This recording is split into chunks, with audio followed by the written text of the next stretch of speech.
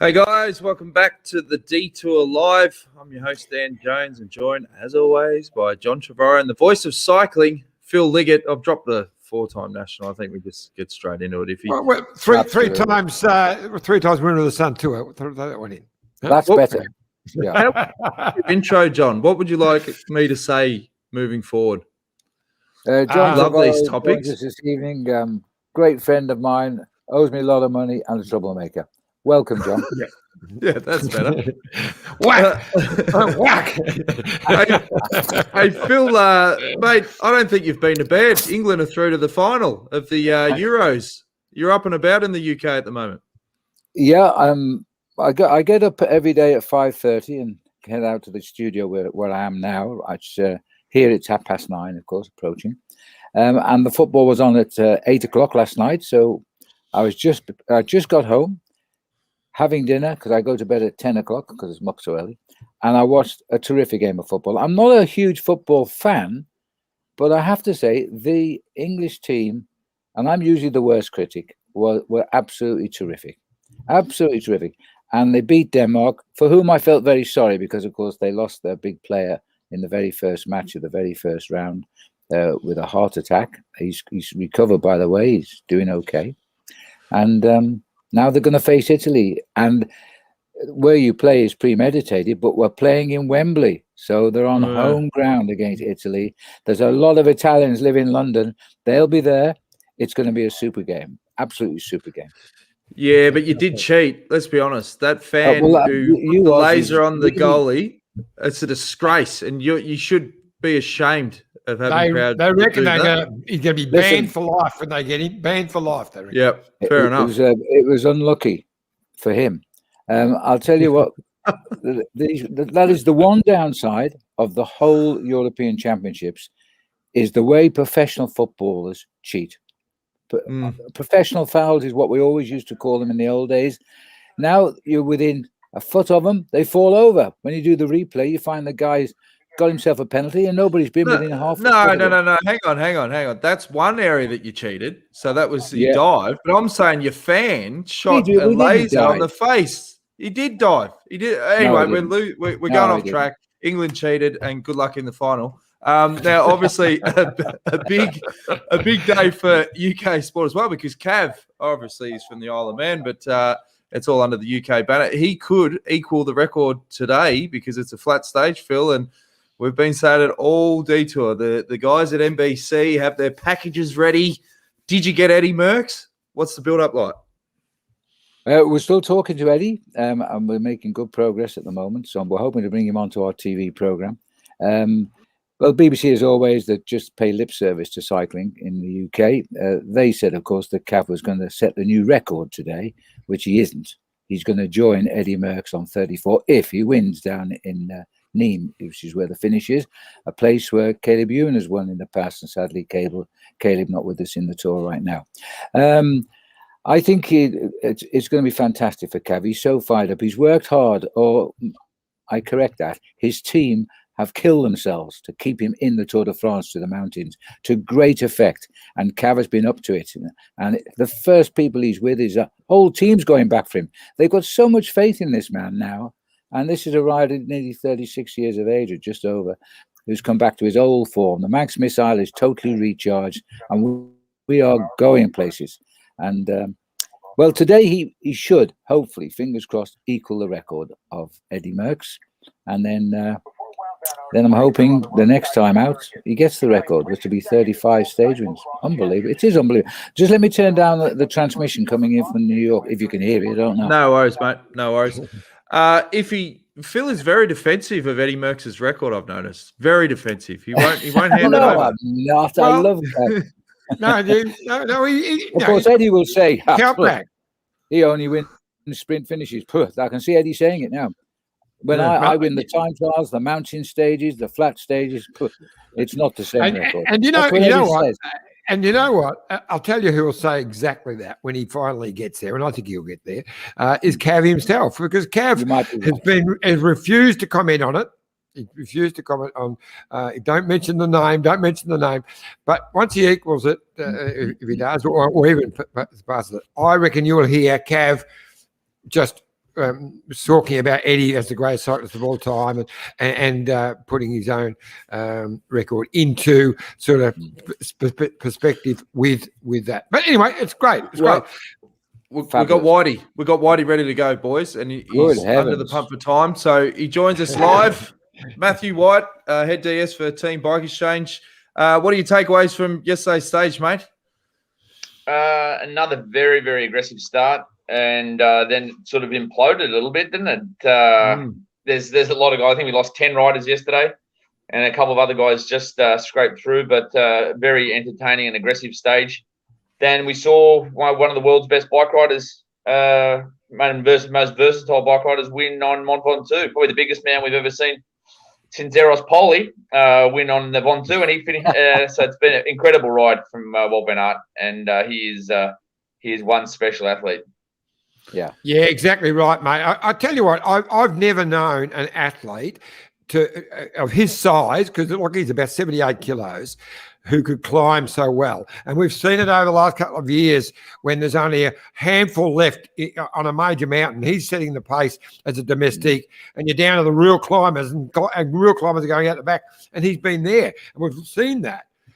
But yesterday's performance was just something else. After finishing second and finishing very quickly to Cav in the sprint the day before, to come out twice up Mount Ventoux and do that was just, it's blown me away. I haven't got the words to really describe it.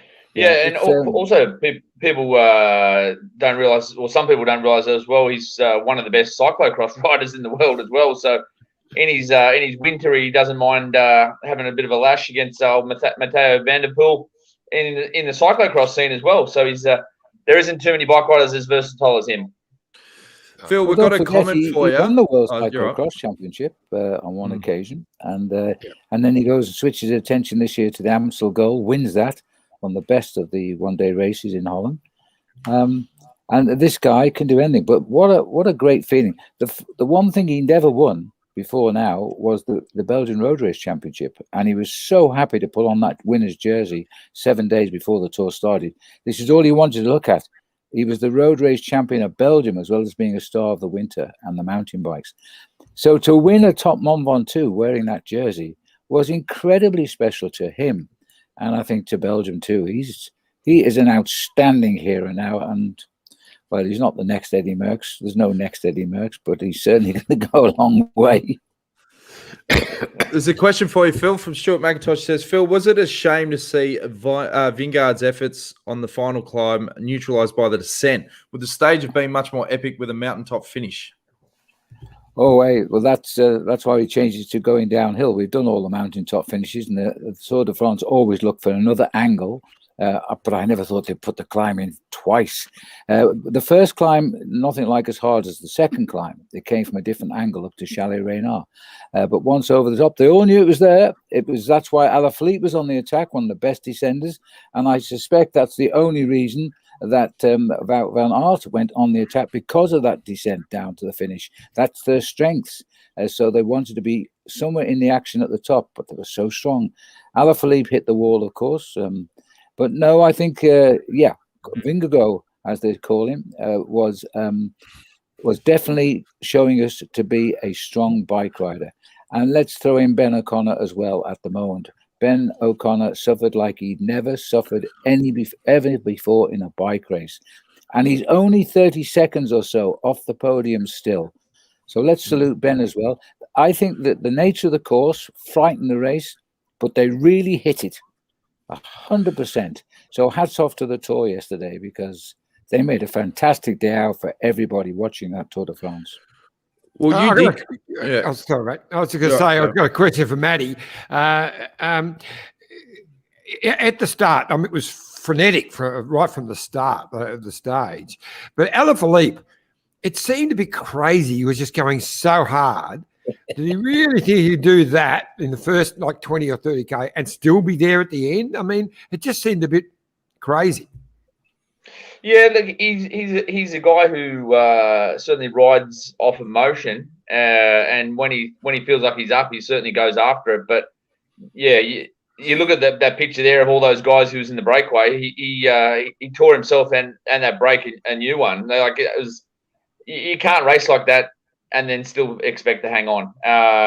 And showed a lot of pizzazz, but at the end of the day, it was 50K of warp speed racing. But it is going to come back and bite you, and it did with all those guys. None of those guys finished anywhere in the race yesterday from that very early break. Wout van Aert and a couple of other guys got across later, but it was an incredible first 50, 60 kilometres. But we've seen it day in, day out here, and which I think it's going to be there's going to be some big explosions when we come to the Pyrenees.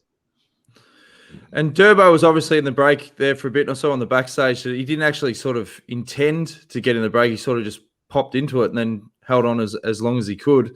And obviously it was unfortunate that because of that pace, you couldn't get one of the three climbers in there early on.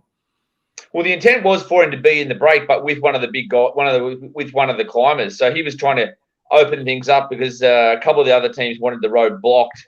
So he took another group across to the Alaphilippe group, but then Ineos made it quite clear that they were going to control the rest of the stage, which then we let them up. We let Ineos control the stage, and they made a massive effort yesterday to control a very hot and long stage and didn't get too much out of it. And but that sort of did nullify any more attacks from going across to the front group with Durbo in there. So. We weren't going to get Esteban or Simon across to that move. Then poor old Durbs was stuck out front, but he did a really good job. He was probably a little bit more steady out there once he got in that breakaway, and he handled himself well. Didn't end up going super deep, which is good, and he'll be ready to fight another day today. I thought he was absolutely fantastic yesterday. Actually, Matt, to see Turbo in that break, looking like a climber. The way he came up that mountain, but we gave him a big rap on American television yesterday. He was riding superbly. Yeah, but he's got really good form, and his condition over the years. He's a lot lighter than he was when he first turned professional, and he's a much more versatile, well-rounded athlete than he was when he turned pro. He was came in as a real time trial specialist, 10 years ago. But now he's a guy we can take anywhere on the calendar, and he's a very, very good, solid teammate and can handle himself on all terrains. I was going to ask you, Whitey, about the tactics of Ineos yesterday. They spent a lot of time on the front, and I was a bit confused. I don't know what they were actually trying to do. Obviously, they were trying to crack Pogačar. But I still thought Pogačar. Mate, how many times? Pogačar. Just call him Tadej because all the other commentators. Call him the Pog. Okay. Yeah. Today or tomorrow. Tomorrow. So, but I thought it was great. So here we are on the last climb. The last effort of Kwiatkowski, and one of the clothes pulled over and. Carapaz has just gone past him, pulled over, and got spat out the back. What was going on? That obviously had a plan, and feedback. We got feedback through the boys that they were going to back Carapaz in for the stage yesterday, and so the teams were pretty content to let them do it. But yeah, like they lost Luke Rowe yesterday, who missed the time cut, and Geraint Thomas rode incredibly hard for a guy who's injured. And Dylan Van Baarle, I saw the sights of those guys when they came back when we passed them, and they weren't in a good place when they came past the cars. So, look, there's a couple of flat days for those guys to recover, but the battle there for the podium is going to be intriguing in the Pyrenees because you can still throw a blanket over 6 or 7 guys, and people will have bad days in the Pyrenees, and other teams will pounce, but they didn't get too much reward for a big day out yesterday. And Chavez, 14th on the stage. Is he priming himself, obviously, for this last block? Is there any particular stage that you think really suits him coming up? Well, it depends how it's raced, mate. He's in 14th on GC, but he's far enough off classification to move when it gets hectic. So I think he's just going to have to bide his time, and there'll be breaks go to the line, and even guys in that between 10th and 20th will be able to move because I think in the Pyrenees, it's going to get crazy, and UAE are in a position where they don't need to control they only have to control parts of the race, and then other teams will come on and help them because they're riding for second or third or teams or KOM jersey or whatever that may be. So there'll be a time there where things will get a bit messy in the Pyrenees, and that's when Esteban's going to need to move if he wants to win a stage. We've got some people asking you, Matty, online about today's stage. Peter Williams wants to know, could a break win today? Could someone like Mezgets try for the break? Yeah, look, that would be ideal for us. I think the problem today is because it's such a short stage and we've got a lot of tailwind, it's probably a pretty easy one to control for Quick Step and DSM, the teams who have got sprinters here. So if it's going to go, it's going to go early because there could be some crosswind at the start, but after about 20, 30K, we turn around and it's going to be tailwind for the rest of the day. So if the break hasn't gone, and if it isn't a substantial size break, I'm talking, 8 to 12 riders, then I don't think it's got too much of a chance. A small break will be pretty easily controlled by the sprint teams, but I think there's probably more of a chance of a break sticking tomorrow because it's 220K, and it's not a nice one to control, and it's a day before the Pyrenees. We're back into the Pyrenees, so I'd probably expect a pretty straightforward sprint stage today, unless a break goes in that first 30 to 40 minutes in the wind. Otherwise, easy to control, and could today be the day that Mark Cavendish equals the record? Yeah, well, is it weird having the sprint points so close to the finish there? Like, that's only 27 Ks from the line. Yeah. Well, what it probably means for us is we will have to go for it for the intermediate sprint, and you'll probably see Cav probably won't even line up for the intermediate sprint and just pour everything into the stage win because if he gets enough, if he runs top 3 in the points jersey, he just keeps extending as in the stage. He keeps extending his lead in the green jersey, but there's one thing on Cav's mind, and that's getting that win, whether it's today or tomorrow, and the intermediate sprint won't phase him at all. Well, he really does have to win 2 more victories because, as Phil said, this whole show, it just won't mean anything because he'll get done on countback if he equals Eddie's record. So, anyway, anything else you want out there? Look, he's a showman. He's going to get the record, 35 stages in Paris. That's the way it'll be. Yeah, probably. I wouldn't have said that 2.5 weeks ago either. No.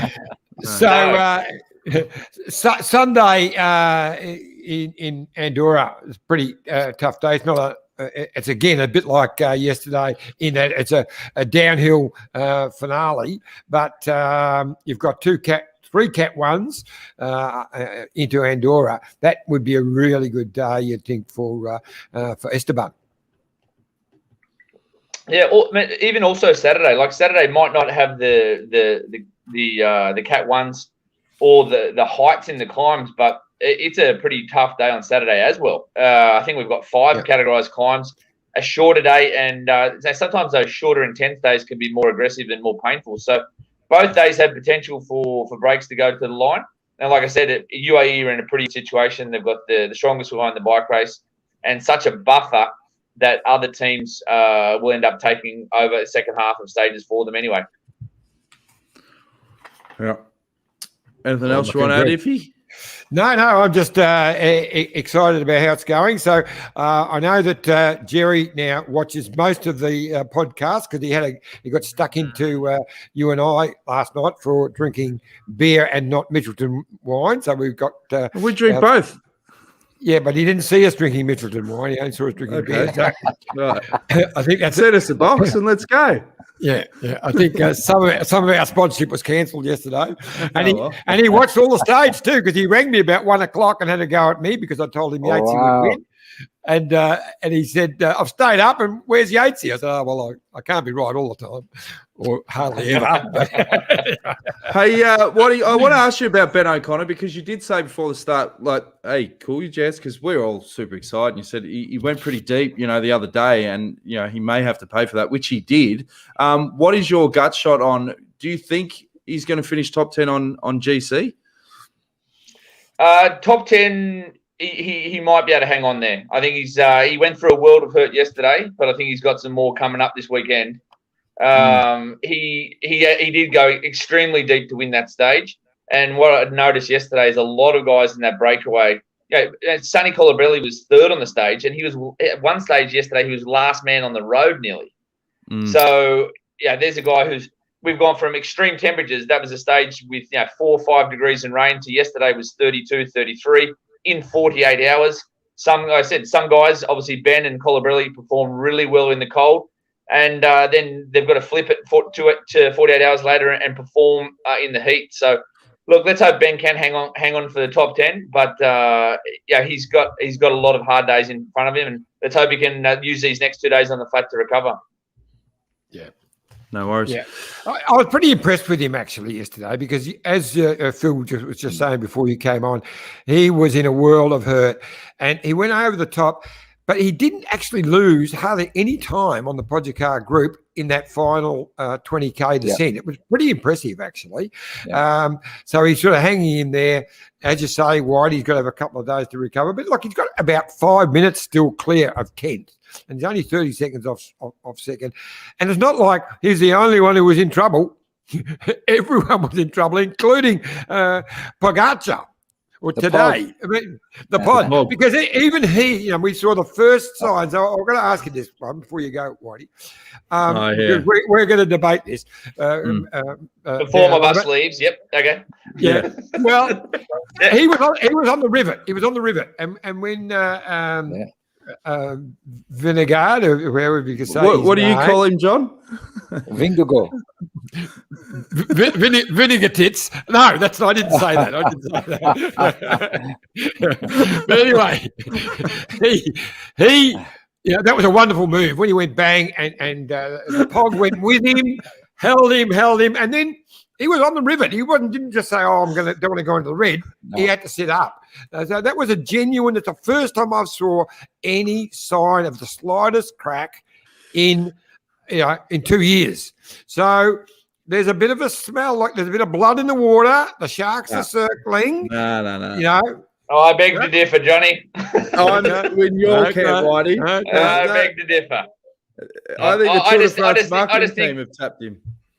I just think that because the finish was 25K downhill, it's like, well, do I try really go deep to try to catch this kid, or do I just pull it up here and wait for the two blokes behind me, knowing there's a 25K descent? And what happened? He waited for Carapaz and Iran, and 3 guys go faster than one on a descent at that speed. And I think he just made an intelligent move. And look, he obviously, if he had the legs, he would have gone with him. But winning 3-week tours is not about being the best every day. It's being the most consistent. And he made a smart move yesterday by not cooking himself. Everyone knows he doesn't like the heat as much as the cold, and I think he just wrote a well calculated move yesterday to limit. At the end of the day, limit his losses. He didn't lose anything when we arrived on the finish line. Yeah, I reckon you and Dan. Hang on, John, you're cutting Phil off. You're cutting Phil off. What do you want to say, Phil? Well, I agree entirely with what Matt says, but we had the privilege of looking into his face from the camera lens. He was into the red zone when he sat up from Vingegaard. He was pained, and I've never seen him show pain on his face ever. He couldn't go with him on that climb. I'm sure he was thinking what you said, Matt. Let these guys catch me. We'll take him on the way down. But there was no doubt he wasn't allowing him to go intentionally. He was in the red. His face said so. No, for sure. Vingegaard looked a lot better than he did. But there's a difference. That's why this year, it's a shame for me that there's not more hilltop finishes, because it's a different dynamic when you're finishing down the other side. But you're not necessarily seeing the best guy, best climber win those stages when you got to finish on 25K on the other side. Hey, but hang on, Matt. We're talking about the Pog. But let's talk about Jonas. I mean, this kid's a bit of a sensation, isn't he? He is, mate. He's come on the sport a little bit later, but he's made some incredible. We noticed him earlier in the year. I think he won a race, Coppa Bartoli, which is a small race in Italy. But he's just been gradually chipping away, but he's made some very big improvements in the last couple of months. And he's a big talent, and obviously he's one of the 5 or 6 guys who's going to be battling out for the podium this year. Yeah. I was really impressed with the Pog when he got to the finish. And the way he just congratulated Vinegar, and I just thought, it just showed it's just so much class, and even with what he said afterwards, that he knew this guy was going to be something special. So he's class is the word that describes him. He's just full of it. He is, mate. He is. But this younger generation, there is a definite degree of respect for each other, and it's great to see. It's great to see. Now, guys, I got to go. My bus is leaving in 3 minutes. No, and unlike Jonesy, I've never been left behind at a bike race. That's not a good enough. And it's not good. So you got to go. Bye. See, mate. Bye. All the best, mate. He's gone. It isn't a good experience when you miss the bus. It's terrible. Your heart sinks. You feel sick. Where he is, of course. Yeah. No. So he must be driving off to Saint-Paul-Trois-des-Châteaux, I guess, for the start, is he? I think so. They've had a couple of big transfers too. I think it was a bit over 2 hours the other night. And as you know, Phil, when you're in part of the travelling circus, these are all the factors that sort of wear you down a bit. That is one part you probably wouldn't miss, the transfers. No, well, we always used to have to drive directly from the finish to the next stage finish.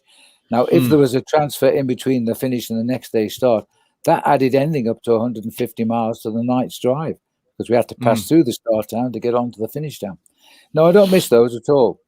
I got to fess up to something here. I've got to own up to missing the start of a stage back in a Sun Tour, and I woke up, looked at my watch, and thought, gee, I've slept in. I must have had a couple too many or whatever the night before, and I raced up and I raced out.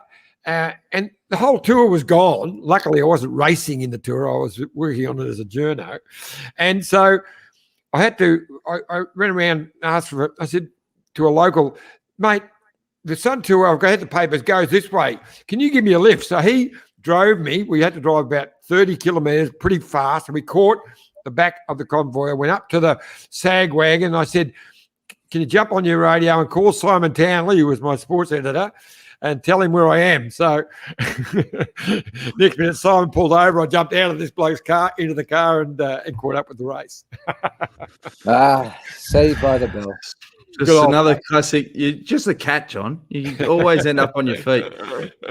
John Stevens says Wout van Aert was 125 to 1 to win with the UK bookies for yesterday's stage. Also, has Phil ever visited Kevin Richardson's sanctuary? Well, who's Kevin Richardson? Sorry if I'm sounding a little bit ignorant here. I'd like to know more on this. It might be like UK's version of the Tiger John, King. let me know about Kevin's sanctuary, and I'll give you the answer. Yeah. Ben Jensen, he's got a problem. If you're experienced with the bike importing and transportation, it would be good if you could get someone on from the bike industry to explain the very long lead times it takes to get bikes at the moment. 12 months for a semi-decent road bike, especially if you want electronic shifting. Maybe Bike Exchange would know. Ben needs help. Iffy. Yes, well, Bike Exchange is one of the best places to go, actually, man, because nearly every bike from every bike company in Australia Mark Renshaw. Mark Renshaw. But I can understand his dilemma, because at the moment it's not the bike frames. I've got about 150 bike frames at the moment. Jerry's got them, but access to them. Beautiful Scott frames, brand new. But cannot get components. We cannot get the group sets to put on the bikes. And that's the big challenge we've got at the moment. And John, this is something somebody wrote to me only yesterday to say the cost of some of the repairs to the bicycles now. This chap had been sold a fabulous bike with a Campag group set on it. And 3 months into the purchase, he was riding it the other day. And he found the shifters were very sluggish, so he had to replace the cables.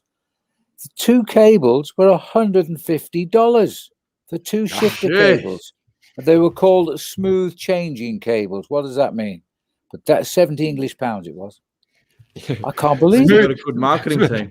Smooth changing, all right. No change getting involved. That's for sure. Yeah, $200. No change. Yeah. But if they live in the Geelong region, give Billy Joe Shearsby a call. Geelong Mobile Bike Repairs. He is sensational. Ex-world champion on the track back in '93 with Stewie in the tennis pursuit. But he's got a fantastic setup down here in Geelong, and he's busy but he doesn't rip anyone off. He's a great bike mechanic too. Hey, Kim Dixon's got a tip for you, John. Pogacar rhymes with Fakasha. I'll never forget it again. I'll never forget it again. Now, Tim, you've totally confused us now. I'll eat that up. Yep. Now, Ben Lawson says the wind might play a part today, I think. Now, if Bike Exchange are going for that sprint, John, and if there is a crosswind, is there a chance there could be a split? Obviously, against Quick-Step, that'd be pretty difficult, but you're telling me there's a chance, Iffy? Yeah, I don't think there's much chance. They need a lot of crosswinds very early. But I could tell you that Cav won't be sitting too far back. I don't think he's too worried about that sprint. I reckon he'll just let them sprint it out and save it for the finale. But it's going to be a wonderful finale. Be a great stage. You know who I reckon is going to. I don't know what his odds will be, but I reckon he's a big chance. Wout, not Wout. Wout van Aert. I think he will be in this with a chance. He was quite impressive running second 2 days ago, and he was actually finishing quite quick. What a extra string to his bow if he could do that. But he's still got to go with Cav. But I reckon Wout will give him a bit of a challenge. Yeah. But I'm not sure. I think this is the Mistral blows up around Nîmes. And if it does blow well today and it rips into the peloton, we could have a great bike race for sure. I don't think Cav will miss out because his team will probably drive, though, if the wind gets in there, for sure. Well, they'll be wanting it real bad. So who's your tip? Who's your tip for the stage, Phil? Before we let you go. I don't know. I'm last to pick today, so I certainly won't be able to pick Cav for the competition. I picked Pogačar yesterday because I was hoping. I didn't think he'd win, but I thought we'd get points. The man I thought might have won actually was on the attack all day till he blew, and that was Alaphilippe. I thought it was a perfect day for him, and clearly he did as well. Today, I agree with Matty's comments. I think this will come down as a bunch sprint, but we're getting a small peloton here. We're losing quite a lot of riders. 158, I think, was left now. And Philipsen is there. But honestly, if the team deliver Cav as they have been, I don't think there's a cyclist in this race can get near Cav in the finishing sprint. The team's only leaving him 150 yards to race. And that's it. He can do that. He's so fast when he's delivered at that speed. I think I don't know how tired Wout van Aert will be, but normally I'd put him down for the win too today. I think that guy's got his tail up now and he can do it any which way he likes. Just got a message from Whitey. He said he made the bus with 30 seconds to spare. I'm literally rolling out. I mean, they weren't going to wait for him. Would have been real bad. What were you going to say, John? It's interesting, isn't it? I don't think Wout van Aert would be any more tired than anyone else because he actually seemed to have more in reserve than anyone. I mean, all the other sprinters they were struggling to even make the time limit. So they'll be just as tired as him. Carnage at the back yesterday. Poor Victor Campenaerts, the former world hour record holder, he came out for Quebecer. All the riders around him are climbing off, and he was suddenly left on his own. And he's got his parents on Mont Ventoux, where he climbed up. I think he was 14 years of age when he was learning to ride a bike with his dad on Mont Ventoux. He knew his dad was up there, and even though he was dropped and far behind, he stayed in the race to see his dad. He saw his dad. He stopped and chatted with his dad because he knew he couldn't make the cut, so he chatted with his dad, and then he abandoned the race. But that's. Did you see that footage, Phil, of Cav tipping his hat to the Simpson Monument on Ventoux? I didn't see it, actually. I was already in the car going home because I only call it when it's finished. Then it goes back to the studio in the States. But I heard about it when I got home. In fact, Trish told me because they'd shown it, obviously, on British television. What a gentleman. What a gentleman. Yeah, fantastic. Kirsty, the odds checker, she said $6 for Wout van Aert and Cav $2.38. You mean Aussies. You mean Aussies. Yeah. Now, I Phil, don't you're obviously odds in Australia. Phil, you're doing commentary, obviously, for Channel 7 for the Olympics. So they need help with the soccer games because Stuart McIntosh said, I'd love to hear if he commentate on a Socceroos game. Be some tongue twisters there for him to tackle. I think you'd do better than me on a soccer game. Hey, but while we've been talking, guys, I've just had a news flash come up on my screen saying that they've declared a state of emergency in Tokyo regarding the COVID cases. Now, where do we go from there? Of course, I'll be here in London when I do call the events for Channel 7. But I start work at 11 o'clock at night and go home at 7:30 the next morning. I'll work all night on the calls. So there's a penalty to pay not being in Tokyo, that's for sure. Well, it's just so much money. They're talking $50 billion invested into these games. And I heard the latest that they'll just have no fans and a really strict bubble. But if it comes to, there won't be any a state of emergency, like, I don't know what they're going to do. So many people paid money as well. It was one of the lead stories on our news here about the record number of cases in Tokyo. But anyway, they're still going ahead with the games. They're going. Hey, we had 32,800 cases yesterday in England. That's worse than it was at the height of the problems. And we're still going to reopen to everybody in the next couple of weeks.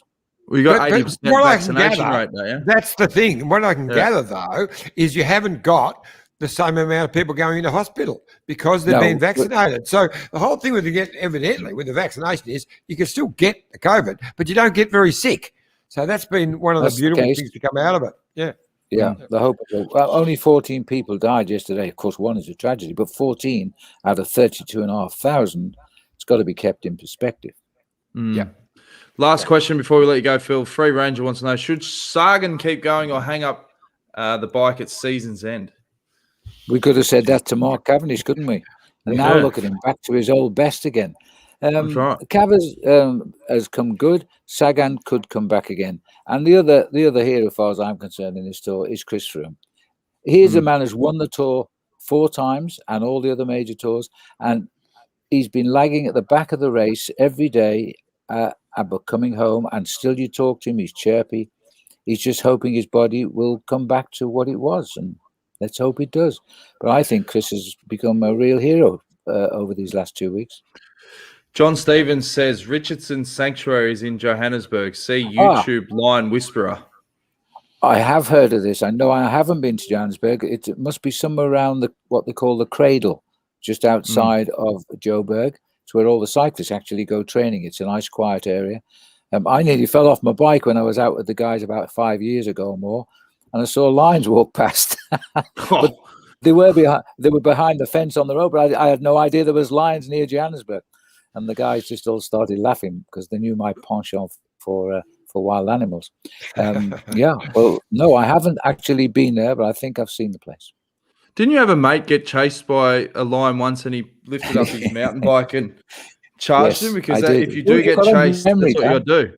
Yeah, I did. What happened there? Where we actually now live in the bush, we're in a very remote part. We're very inaccessible, but it's wild.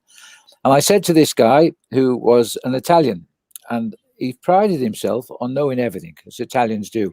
We'll find out on Sunday if that's still the case in the Euros. However, I said to him one day, I said, I've just mapped out a fabulous mountain bike route. He says, great. He said, well, let me tell you a little story.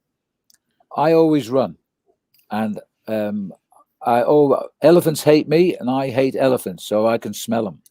He said, but this time I thought I'd go on a mountain bike. And he said, I had no reason to look over my shoulder. I was rasping with breath on the rough road and climbing the rocks and stuff. He said, but I looked over. He said, and a lioness was in full run to launch herself onto my back and take me out. And he said, now normally, of course, we'd all go faster. That is the absolute wrong thing to do. So he stopped the bike, turned round to face her, lifted the bike up first of all, threw his bottle at her, took the bottle out and just threw it at her. Then he picked his bike up above his head and screamed. Because the quarry had stopped running, she queried the kill now. So she put her brakes on, looked at him and ran away. Now, I'd have done the total opposite. I was pretty green in those days. It's got to be 10 years ago. pretty green about working with the animals. Phil, but, got away with it. You know who else is from Italy, Phil? Pinocchio. Oh yeah. Sounds like this guy. You know, he might like twisted a few. Character. I reckon there's two parts. That could have been if it happened exactly like that. It could have just been the smell that turned the lioness around. That's what. No, sorry, I didn't finish the story. That's what he told me. He's such a I don't know what the word is. He's a little bit conceited. He said that what was really annoying me was I never smelt her coming. Is what he said, because you always smell. You can smell them. It's true. There is a definite aura of an elephant or a lion or a leopard. You can smell the creatures because they live in the bush all the time. Yeah. But I reckon the lion. Go on. If you've ever read the biography of the former president of Kenya, Kenneth Kaunda, that's how he said he learned to ride a bike. He got chased by a lion. He grabbed the nearest bike, rode to a tree, and shot up the tree. That's in his biography. Yeah. There you go. Well, now we have to mention we have to mention the foundation, of course, Kareka, KARIEGA.co.za. You're saying it's spot on now, Dan. You've cracked peloton. That one, correct? Oh yeah. Fantastic cause. We mention it every time on the show, and my peloton is growing. You guys have been fantastic. The money is still coming in now. I haven't checked this morning, but there is Tandy, who is the lady that's won all our hearts, I think, and that's why you've been sending me these very nice donations over to Kareka. In the months ahead, you'll be getting emails from us to invite you to come and ride with us on our little trips around the reserve on the mountain bikes, courtesy of Full Gas. You just put the app on your computer. If you want to ride with us, get a smart trainer. If you haven't got a smart trainer, you can still follow on board with us and watch us, and I can still talk to you. So. Yeah, I watched. We watched. It was great. Yeah, you and John watched, and I take my hat off because you got up at 1 o'clock in the morning. We're just negotiating now with Full Gas, not negotiating, but talking with them. We're going to publish times to suit the Aussies on some of the rides and times to suit the Americans. Unfortunately, because I'm on with everyone, the times will always suit me. Hey, perfect. Good stuff, Phil. Well, we better let you go. You've got obviously work to do and build up for what could be a historic day at the tour. Yeah. Well, yes. Wow, can you believe it? I'm running out of superlatives for Cav every time he wins, but I'll have to find a few today. It will be very special. Yep, and at least 100 hugs at the finish, mate. At least. Or at least. Probably. Well, we're down to about 156 riders now, so we can get through all of them by the finish in a bunch sprint. That'd be great. All right, mate. Good stuff. All right, guys. Have a great evening and enjoy the race too. Thanks, everyone. Good on you, Phil. Bye-bye. Take it easy, mate. See you, Phil. Bye, mate. Phil Liggett, the voice of cycling, absolute legend. It's that time of the show where we have a quick word from our great mates at Let's Go Motorhomes and Bike Exchange. And Iffy, don't forget to mention the best. I better change that. Hang on. I reckon I can change that live. Best questions or input or best input. I'll change it to save. There you go. Best input. $500 Let's Go Motorhome voucher each week. So just get involved. And I reckon best question's much better. But anyway. All right. Well, then I'll get the big Kevin Bartlett handball, and you pick the best question every week and put it in your little notes. No. I like the way you're doing a great job. It's just going to give you a whack now and again. You could do it. Doing it. Enough prep for this show. All right. There you go. Let me down again. Let's go to an ad. Enjoy, folks. We all love an open road, and often they're easier to find during quieter times of the year. In a Let's Go motorhome or camper van, you can road trip in comfort and style any time of the year. When the roads are quiet, you can get where you want quicker and easier without jostling for position. Chances are your destination won't be as busy too, which means you'll enjoy your travelling adventure even more. Plus, if you book a Let's Go motorhome or camper van in the off-season, you pay less, meaning you can travel longer. There's a type of motorhome or camper van for everyone, so you won't have to compromise on what you want. The whole range has the things you need to help create the perfect road trip experience, including heating and cooling, keeping you comfortable on the road all the time. Whether there's 2 or 6 of you, there's a motorhome for everyone. And in a Let's Go motorhome, your journey can be just as fun as the destination you want to reach. The open road is calling. Check out some of our great offers online today and start planning your next road trip. Rain, hail, or shine. Look at this bike. You think it's just a bike, right? But it's not. It's a bike 374 people are looking at. This guy, this girl, them, all looking at it. People from here, there, and wherever this is. People that are looking for a bike. Or just a piece of it. Amateurs, semi-amateurs, and pro-amateurs. This guy wants this bike, but with this crank and these bars. This could be the perfect match. But not this one. This girl has a bike to sell, and thousands of people might purchase it. Eyes on Bikes help grow small businesses. His, hers, yours, and the latest data and insights help those businesses keep moving. We are the world's #1 bike marketplace, with over 500,000 products and 900 brands, where buyers and sellers are brought together in a place where a bike is never just a bike. Bike Exchange, where the world buys, sells, learns, and rides. Thanks again to our great mates at Let's Go Motorhomes and, of course, Bike Exchange. Now, geez, this $500 voucher from Let's Go for the week, it's got the people talking, John.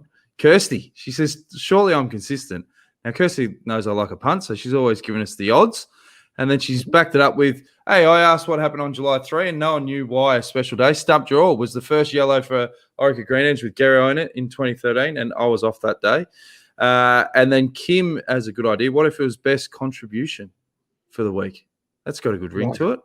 You got a good ring for it. Yeah. And Ian said, Kirsty Baxter, just asked Dan to make the prize about the best comment on winning odds, and you'll be right.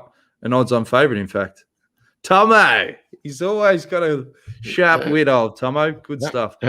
Now, John, women's Giro overnight. Iffy's women's Giro Donne wrap. I just, before we get to that, I just want to give you a bit of a whack around the ear. Last night, you complained about the beer I gave you, said it was warm and not really.